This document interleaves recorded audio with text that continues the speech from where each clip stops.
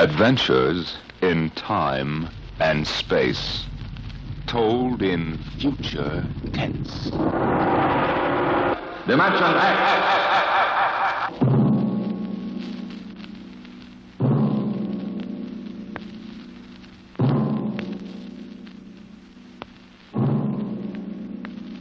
Can you predict what will come in 100 years? Or in 10? Or in the next minute? Some people think they can. Nuclear scientists, mathematicians, astronomers, biologists. They'll predict the shape of the future. Why? Because they make the future. Because they see beyond the known dimensions of time and space into the unknown. Dimension X. We go ahead now in time to 1965. We're on a vast concrete runway set in the desert of the Southwest. A giant metal ship stands before us, prow pointed for the stars. And in 5 minutes, the signal will flash, and it will tear up through the atmosphere to the outer limit. Attention. Clear field for takeoff. Clear field. 5 minutes, Steve. For takeoff. We're up, Charlie. I want to go over procedure again, Steve. Don't worry, I got it straight. You just make sure. Okay. I take her up on jets to 50,000, then I cut in the rockets. No lower, or your tail blast will burn out 3 counties. I climb 4 minutes on rockets, then start maneuver tests. Remember that, no more than 4 minutes. Right. This ship isn't like those strato rockets you've been testing. She's the first one built for outer space. If she works, she can go clear to the moon. If I'd have known that, I'd have brought my toothbrush. Well, not this trip. Now get this, Steve. You've got power there to clear the Earth's gravitational field. But remember, after you cut in the rockets, you've only got 10 minutes fuel. If you go beyond the outer limit and don't save fuel for the return... I know, I won't get down again. That's right, Steve. You'll drift off into space. Get that now. 10 minutes fuel. Gotcha. Now, as far as I'm concerned, this project is a lot more important than that cosmic ray bomb they're testing out in the Pacific tonight. Well, the Security Commission brass doesn't think so. I don't see any undersecretaries under anything. Don't worry. In the long run, our ship will make the CR bomb back-page stuff. But in the meantime, it's just as dangerous. Remember, half the principles in this ship are pure theory, Steve. Slide rule stuff. If anything goes wrong, we may have to scrape you off the landscape with a soup spoon. You have a charming sense of humor. Now, here's what I'm getting at. We're risking your neck in this test. If anything blows, we don't want to have the next man pull the same boner. I know, Hank. So keep your mic open and keep talking. If anything goes wrong, we want to know exactly why. And we won't be able to ask you. Let us know before you pull every switch. Before you do anything. You got that? Yeah. Even if you only have to blow your nose. All right, get those fuel lines away. Okay, Mr. Crow. Well, I guess that's about all, Steve. Hey, that reminds me. Look, if Mary calls, I'm just up on a milk run. I didn't tell her today was it. How is she? She's okay, but she's due about now, and I don't want her to be nervous. Hey, I didn't know the baby was that close. Yeah? Steve, I really ought to be sending a single man on this job. What, and cut me out of a soft paycheck? Forget it, Hank. You know you can't get anybody else who can take 15 G's acceleration when those rockets cut in. Yeah, I know. It's time, Steve. Yeah. Well, see you later. Don't worry, Hank. I'll sweat for both of us. Button her up, Charlie. So long, Hank. So long. We'll give you the light from control.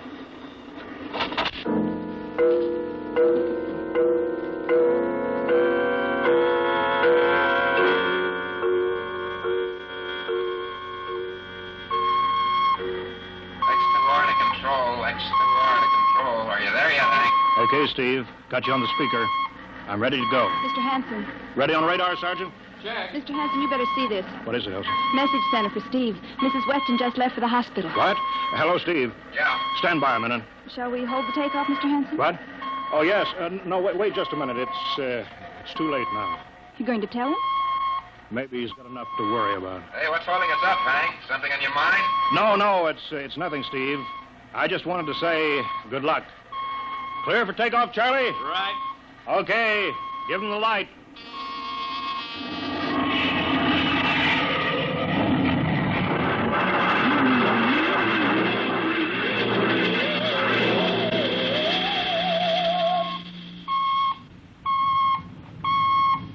All right, right, Steve. I'm reading you clear.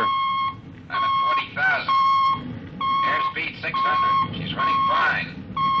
Soundproofing works. There's a third-degree waiver in the AGY pressure. Got that, Charlie? Check.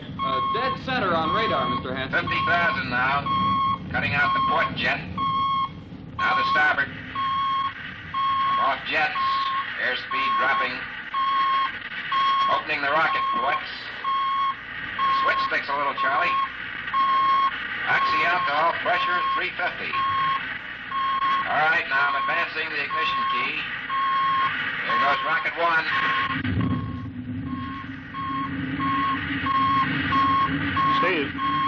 Steve, you all right? Yeah. Feels like somebody slugged me with a sledgehammer. Airspeed now 1,200. Here goes number two.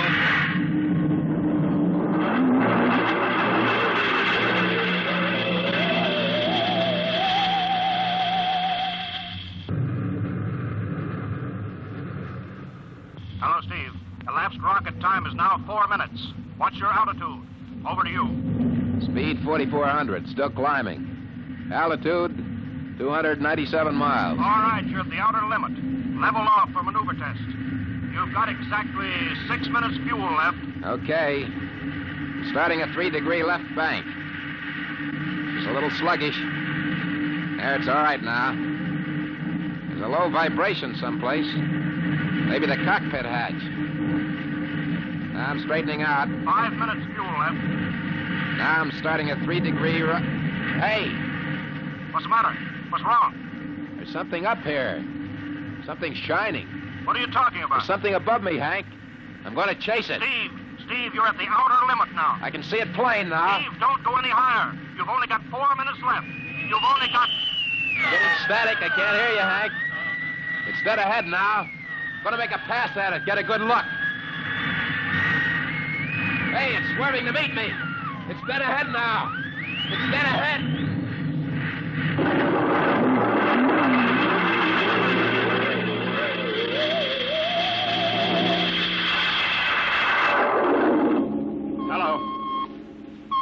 Hello, Steve.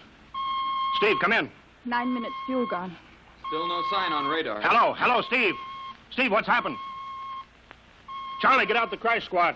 Tell the Army squadron to alert their search planes. Right. 9.5 minutes gone. Hello, Steve. Squadron.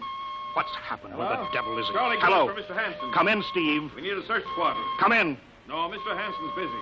Hello, Steve. Hello, Steve. 10 minutes, Mr. Hanson. That's the end of this fuel.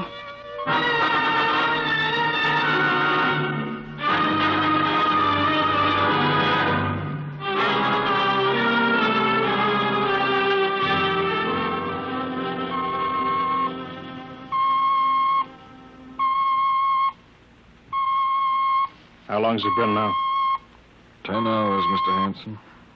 Nothing more on radar, Sergeant? Screen's blank. Colonel Corelli called in. Search planes are back. They didn't find anything. Should be some trace. He couldn't have bailed out, could he? You don't hit the silk at 4,400 miles an hour. Either went past the outer limit, ran out of fuel. Something blew, and we'll find the pieces scattered from here to the coast. Why does it have to be the best man? Always the best man. I'll get it. Charlie, Yes, Charlie, I'll take it. we've got to That's figure out right. what was wrong. All right, I'll tell him. Something Right. must have blown. Mr. Hanson, Yeah. There's a message from Northside Hospital for Steve. Well, what is it? Mrs. Weston's fine. It's a boy. Thank you, Elsie. It's a boy, Charlie. Oh. Fine. It's a boy. He didn't even know she went to the hospital. How am I going to tell Mary that? Wasn't your fault, Mr. Hanson. Ship had to be tested. Yeah, we'll build another one, and some other flying fool will shoot past the outer limit into space. Oh, I'm getting old, Charlie. You can remember when I used to take them up myself. Now I've got to send other men. It's a job, Mr. Hanson. Now I'm afraid. Every time I hear a jet go off, I jump. Every time I have to send someone up in a new model, I start to sweat. Mr. Hanson. Yeah? I think there's something on the radar. No flights scheduled in, are there, Elsie? We have the whole day cleared. It's coming in behind us. Here it comes over the building. What crazy jockey is buzzing the field like that? Is that an Army plane, Charlie? I can't see. It's turning. Charlie, alert the field. I know that engine. It's Steve. That's impossible. Look, that's his ship. It can't be. Well, there's no other model like that. It's Steve, all right. It's coming in. Thank God. Thank God.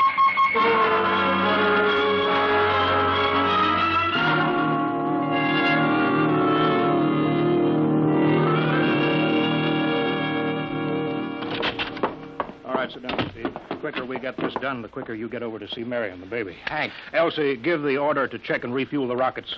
I don't want anybody in here till I get Steve's reports. Bury any calls. All right, let's have it. What the devil happened to you? Hank, does that cosmic ray bomb still go off tonight? What are you talking about? Straighten out, Steve. Where you been for the last 10 hours? Listen, Hank, there's something more important. Come on. I've got to get a report on the screen to Washington, so let's have it. I've got to know how you stretched 10 minutes fuel to keep you in the air for 10 hours. Now, one thing before I talk. Look, have the Steve. Geiger men run over the ship before they refuel. What'd you run into? So help me, Hank, I don't know. But we better check and make sure it isn't radioactive. Elsie, add a Geiger report on the standard check. Steve, maybe we better have the doc look you over, too. No, I'll be all right. They said I'd be all right. They? Look, son, I know you've had a tough time, but we've had this field on the alert for 10 hours. One of the Army boys cracked up looking for you, and he's hurt bad. So let's have the story. Let's have it straight. I don't know how to tell you. Hank, I saw something up there. At 300 miles? I chased something up there, Hank, and I caught it. Now, don't hand me that, Listen, Steve. I was cruising along, just starting the right bank, when I spotted something. It must have been going about half my speed. It was egg-shaped and smooth. I made a pass at it, and I was coming back for another, and then there was a humming sound. Humming? A sort of vibration. And I blacked out. I was headed straight for it at 4,400 miles an hour. I thought it was going to be the biggest smash since Hiroshima, and I guess they were drinking that bottle. Never mind that, Steve. What happened? I came to inside their ship. Uh-huh.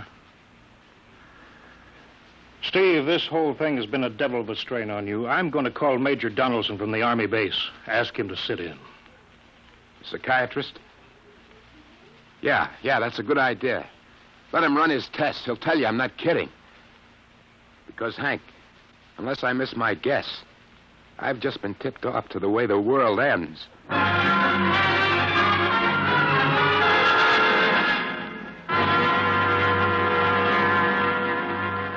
All right, Mr. Weston, suppose you continue your story. Yes, let's have it, Steve. You woke up inside the ship? Yes, and the place was jammed with machinery.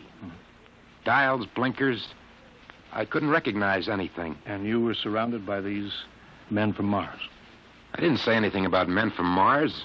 I didn't even say they were men. I couldn't see them clearly. They were just there. Where did they come from, then? Another galaxy. Millions of miles outside of our solar system. That's all I know. You figure out where they came from. And they came all that distance to find the Earth? Yes. Did they tell you that? Yes. You mean they spoke English to you? No, they didn't. That's funny. Hadn't thought. They didn't really speak to me at all. They just planted the thoughts in my mind. You mean thought transference, telepathy? Yes, that's right. Well, Steve, what brought them here? We did, Hank. We rang their bell. We brought them in. Well, how? With our atomic explosions. Hank, that's why you've got to stop that bomb test tonight. I'll give up. Look, you've got to believe me, Hank. Oh, how can I make you understand? Maybe I can help, Mr. Weston. Would you submit to narcopsychometry? What's that? Under proper drugs, I can put you back in this ship by suggestion. Then we can get a playback record of your memory pattern on the audio circuit. And how long will that take? Half an hour. We'll have to go over to the lab. Will you believe me if it checks? It will give us an accurate memory picture of what your mind reports. All right, let's go. Hank, you got to believe me. We haven't got much time.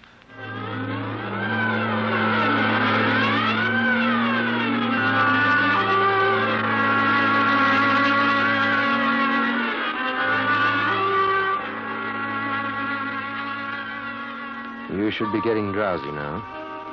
Count backwards from 10. 10, 9, 8, 7, 6, 6.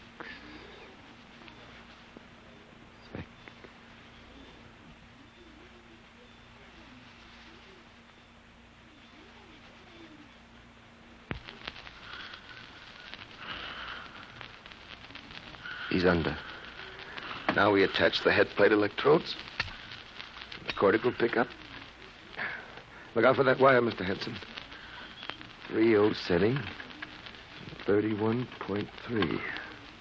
Now throw that switch, Mr. Henson. I have to start him off by suggestion. All right, Steve. You're in your ship now. You're in the rocket. Rocket. You're in the rocket. You're in the rocket. And you've just sighted something strange. Now I'm starting at 3 degree right. What's that? Hey, there's something up here. Something shining. His memory pattern. We're picking it up electronically. There's something above me, Hank. I'm going to chase it. It's piped through the audio circuits. I'm getting static. I can't hear you, Hank. This is where we lost contact with him. I'm going to make a pass at it and... Hey, it's swerving to meet me. It's dead ahead now. It's dead ahead. Now what? This is where he blacked out. There's no telling how long, minutes or hours. What's that noise? I don't know, quiet. Where? How did I get in here? What? Who are you? Is he seeing things? Intergalactic Patrol. What's that? What are they saying, Steve? What are they saying? It's about nuclear fission. They know about it. They know the danger of it. Long ago, they had wars that almost destroyed them. But finally, they learned.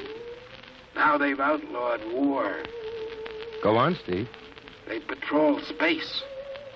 When their detector picks up an atomic explosion, they send a patrol. What are they going to do?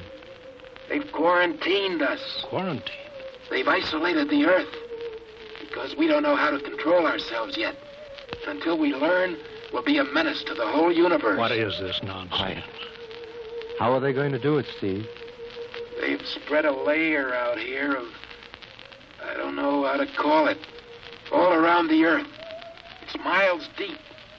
When there's an atomic explosion on Earth, the radioactive particles will drift up to this layer and set off a chain reaction. It'll go around the world in microseconds. And that's the end. The end? What's he... Wait. Yes. Yes. I understand. I've got to bring back the warning. You're going to put me back in my ship to bring the warning.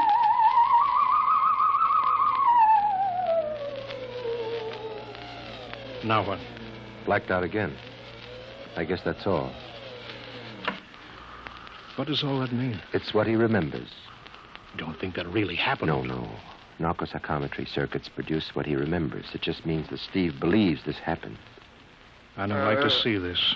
I've seen too many tough pilots snap. Steve is the best I've known. How bad do you think he is? Frankly, outside of the presence of this well-organized hallucination, there's no sign of unbalance. May not be too serious. If he had a more plausible story, I'd be inclined to believe him. Warning. Hank. It's all right, boy. Did you hear it, Hank?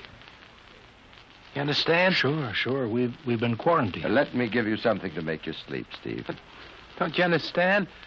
They fixed it so that if we set off one more nuclear explosion, that'll be it. Of course. Don't roll your sleeve down. You don't believe me. Now, take it easy, Steve. But the test tonight. They're setting off the CR bomb. Hank, what time is it? 11:20. Well, it's scheduled for midnight. Hank, we gotta stop that bomb. Steve, let Donaldson give you the hypo. Hank, you've got to believe me. I saw them. I got the warning. If we touch off that bomb tonight, it'll be the biggest galactic 4th of July of all time. The whole Earth will go up like a Roman candle. April 10th, 1965, the end. Now, look, Steve, you better calm down. Don't you want to see Mary and the baby? You've got a new son, remember? Yeah, that's just it, Hank. I want to see my son. I want him to live. If that bomb goes off, Hank, we've got to stop them. Mr. Hanson, I think we'd better get over to the base hospital. Hank, you've got to believe Yeah, me. sure, Steve. Maybe there is something to it. Look, it's out of your hands. I'll put it in a report and shove it into Washington in the morning. In the morning? There isn't going to be any morning, Hank. Don't you understand? You've got to call Washington now. Get the head of the Security Commission and postpone that test. Now, you know I can't do that, Steve. My neck would be out a mile. Besides, this is 1965, not 45. 20 countries have atomic bombs now. What's the use of stopping just this one? The rest will keep right on popping them Well, then off. we'll have to call an international conference. Can't you understand, Hank? The first one that goes off finishes us at the end. They've given us the quarantine warning. Steve, I think you'd better go with us to the base hospital. Look, Steve, we can call up for a detail if we have to. All right, all right. I'll go with you. You don't need a straitjacket. That's the way, Steve. You'll probably feel better by morning. Let's go.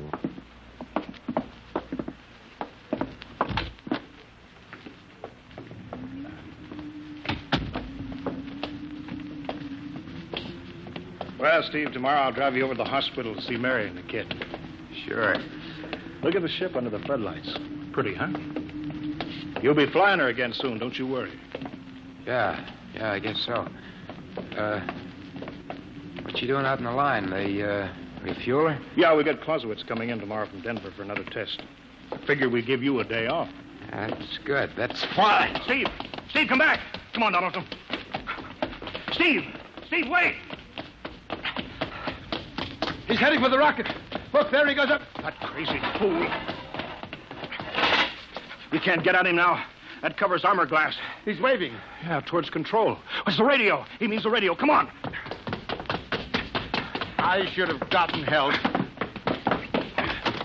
Oh, the radio's still hooked up here. Hello, Steve. Listen to me, Hank. You gotta call Washington now. Come out of that rocket, Steve. I'll call my men. And don't try anything, Hank. They've refueled the rocket for tomorrow. Take it easy, Steve. Listen, you know what'll happen when I fire the rocket tubes down here? Steve, don't. It'll burn out every building for 5 miles. All of us in one big blast. Steve, what do you want? You've got to stop that bomb. You got to call Washington right now. They won't believe me. You make that call or I cut in the rocket. Now, I mean it, Hank. Now, hook my screen to yours in parallel. I want to see exactly what you're doing. All right. Just don't fire those rockets. Get going, Hank. You got 12 minutes to make that call and stop that bomb. All right, I'm making the parallel hookup right now. Donaldson, you think he'll really blast? I don't know. Up to now, I'd almost say he was normal, but now he's liable to do anything, Hanson. Steve, there, you getting it on your screen? Yeah. Now, put that call through. All right. Operator. Visit screen to Washington. The Visa-screen circuits are busy, sir. If you'll try again in half an hour. This is Security Commission priority. Break in, get me a line. Yes, sir. Just a moment, please. 10 minutes, Hank. Listen, Steve, I'm trying. We're ready to take your call, sir. Washington, Security Commission 3. This is urgent. I want Undersecretary Herbert Ames. Washington 3. 1 moment, please. Hurry, will you? 1 moment, please. What time is it, Donaldson? 11:51. Do you think he'll fire those rockets? He might. Washington? Visit screen 3. Mr. Herbert Ames, please. That is a coded exchange. I cannot accept your call without clearance. Get it through, Hank. Listen, Washington, put it through. This is Mr. Hanson at San Marco Air Base. This is a priority call. I'm coded. 1 moment, please. I will check your code number. Get that through, Hank, or that bomb goes off at 12. Will you be reasonable, Steve? Your call has cleared, San Marco. Washington, visit screen 3. Herbert Ames, please. Security Commission Ames. Listen, Ames. Oh, hello, Hanson. Ames, you got to get me to the chief. Are you kidding? He's at the test control room. Yes, I know, but get him for me. What's up? You look lousy. Or is it a bad circuit? There's no time. I've got to get him before the test. It's about the CR bomb. I can't take that responsibility. Get that through, Hank, or I blast. Hey, what's going on there? Ames, my project has a high enough rating. This is a priority A call. What? Well, okay, it's your neck. I'll try to get him for you. He's in the control room, so you'll have to switch off your screen and speaker and go on earphones. Too much going on in there. Security ruling. You hear that, Steve? I've got to cut the incoming screen. All right, but don't try anything. 8 minutes, Hank. Hello. What? You got him, Hank? Yes. This is Hanson at San Marco. No, sir. Priority A request to cancel the bomb test. No, I'm serious. This is deadly serious. We sent the X-2 JTR up today to the outer limit. We uncovered evidence. Yes, on the automatic instruments. What's that? No possible chain reaction. No, I can't tell you the whole story. There isn't time here. Yes. I'll bring the readings into Washington in the morning. You've got to postpone the test till you see them. Look, I've worked on contracts for the commission for 10 years. Yes, I have complete confidence in my information. You can record that. All right, I'll call you back immediately. Bye. Hank? He's agreed to cancel, Steve. The bomb won't go off. All right, boy. You can come down out of that ship.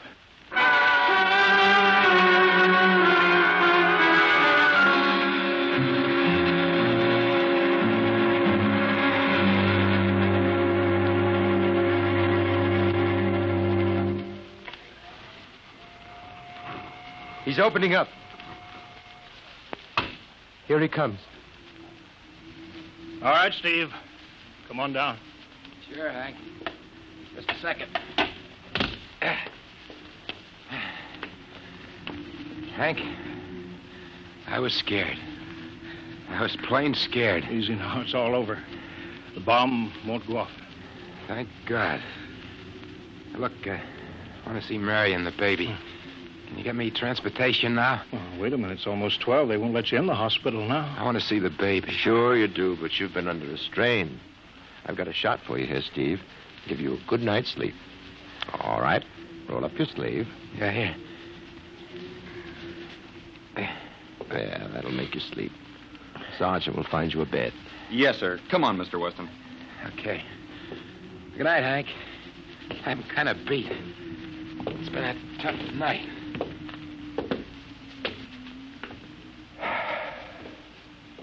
It sure has. I thought for a minute he was going to blast those rockets and send us all to Kingdom Come. Yeah. Quite a stunt getting the ray bomb test called off. It isn't called off. But the chief said... Ames couldn't get the chief. I was talking to a dead circuit. Bomb goes off in a couple of minutes. Oh. Poor Steve. He was one of the best. He was the best. 1 in 10 million. Some story of his, poor guy. For a while, he almost had me believing that quarantine. That's a very common delusion. End of the world. Yeah, I suppose so. Ah, it's a nice night. Never saw the stars so bright. We better be getting in. That wind is cold. Well, the bomb goes off in 30 seconds. Poor Steve. You know, Hanson, there's just one thing. Yeah? It's outside my field, but I'm curious. How did he keep that ship in the air for 10 hours with only 10 minutes fuel?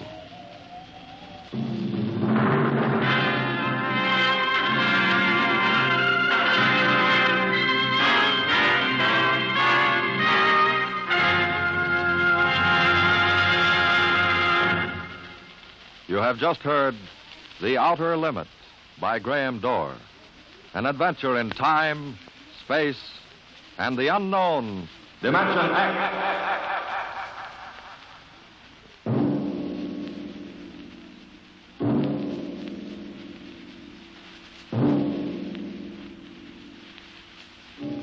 Now, about next week.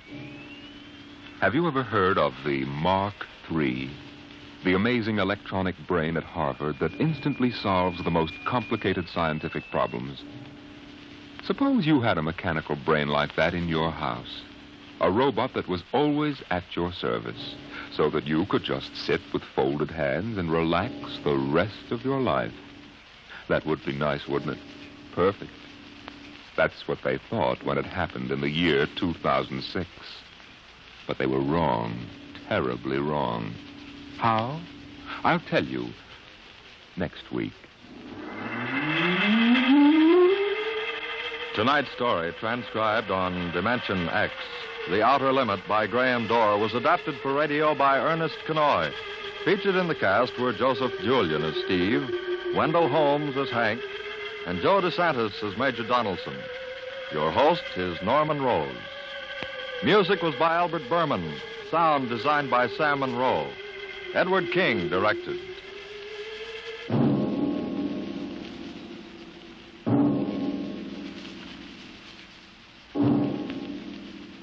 Tomorrow, here's Sam Spade. Now it's Truth or Consequences on NBC.